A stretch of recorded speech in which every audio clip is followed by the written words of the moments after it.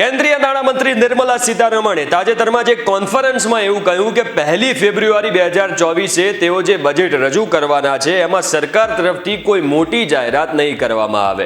આવું એમણે એટલા માટે કહ્યું કે આ જે બજેટ રજૂ થવાનું છે એ અંતરિમ બજેટ હશે, એટલે કે ઇન્ટ્રીમ બજેટ. હવે અંતરિમ બજેટ અને પૂર્ણ બજેટ એટલે કે સામાન્ય બજેટમાં ફેરફાર શું હોય છે અને આમાં કેમ મોટી જાહેરાતો નહીં કરવામાં આવે એના વિશે થોડું ડિટેલમાં જાણીએ.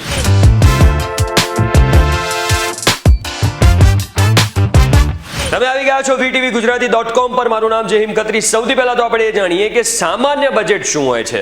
એકદમ સિમ્પલ લેંગ્વેજમાં સમજીએ તો સરકારની કમાણી અને એના ખર્ચાનો જે રોડ મેપ હોય છે એને સામાન્ય બજેટ કહેવામાં આવે છે.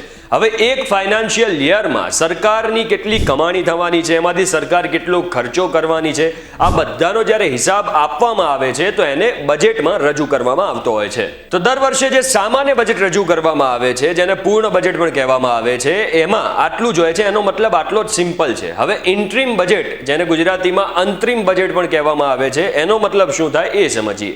તો થોડા જ મહિનામાં એટલે કે લગભગ એપ્રિલ મેની આજુબાજુ દેશમાં લોકસભાની ચૂંટણી થવાની પૂરેપૂરી શક્યતા છે. હવે જ્યાં સુધી લોકસભાની ચૂંટણી ના થાય ત્યાં સુધી જે વર્તમાન સરકાર છે એને દેશ ચલાવવા માટે, સરકાર ચલાવવા માટે રૂપિયાની જરૂર તો પડવાની. એટલે લોકસભાની ચૂંટણી થાય અને એના પછી જે નવી સરકાર બને ત્યાં સુધીના સમય માટે જે વર્તમાન સરકાર એટલા સમય માટેનું જે બજેટ રજૂ કરતી હોય છે એને ઇન્ટ્રીમ બજેટ કહેવામાં આવે છે.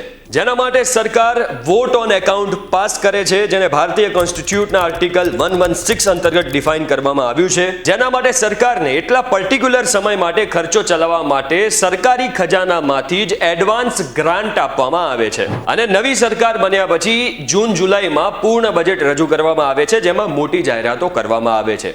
ઇન્ટ્રીમ બજેટમાં મોટી જાહેરાતો એટલે નથી કરવામાં આવતી કારણ કે એની ઉપર ઇલેક્શન કમિશનની પણ નજર હોય છે કે બજેટના માધ્યમથી, એટલે કે બજેટમાં મોટી જાહેરાતો કરીને સરકાર વોટર્સને લુભાવવાનો પ્રયાસ ના કરે.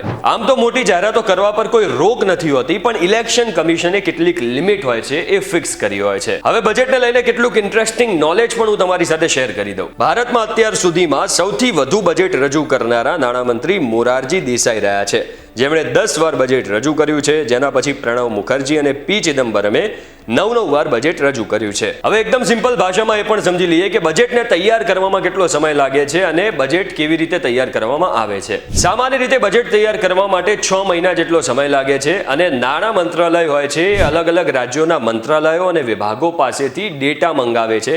એ ડેટામાં એ મંગાવવામાં આવે છે કે રાજ્યોમાં કેટલો ખર્ચો કરવામાં આવ્યો, કેટલા ફંડની જરૂર પડી, અને આ સિવાયના પણ તમામ જે નાણાકીય હિસાબો હોય છે એ મંગાવવામાં આવે છે. અને એના પરથી એ નક્કી કરવામાં આવે છે કે કેટલું બજેટ કોને આપવામાં આવશે. અને જ્યારે બધી જ વસ્તુ નક્કી થઈ જાય છે ત્યારે એક બ્લુ પ્રિન્ટ તૈયાર કરવામાં આવે છે. અને આ બજેટ જ્યારે બનાવવામાં આવે છે ત્યારે ખૂબ જ સુરક્ષાની વચ્ચે આને તૈયાર કરવામાં આવે છે કે કોઈ પણ ડેટા લીક ના થઈ જાય. તો આશા રાખું છું તમને ખબર પડી ગઈ હશે કે જે આ 1 ફેબ્રુઆરી 2024 અંતરિમ બજેટ રજૂ થવાનું છે એનો મતલબ શું થાય છે અને જે પૂર્ણ બજેટ છે ક્યારે રજૂ થવાનું છે.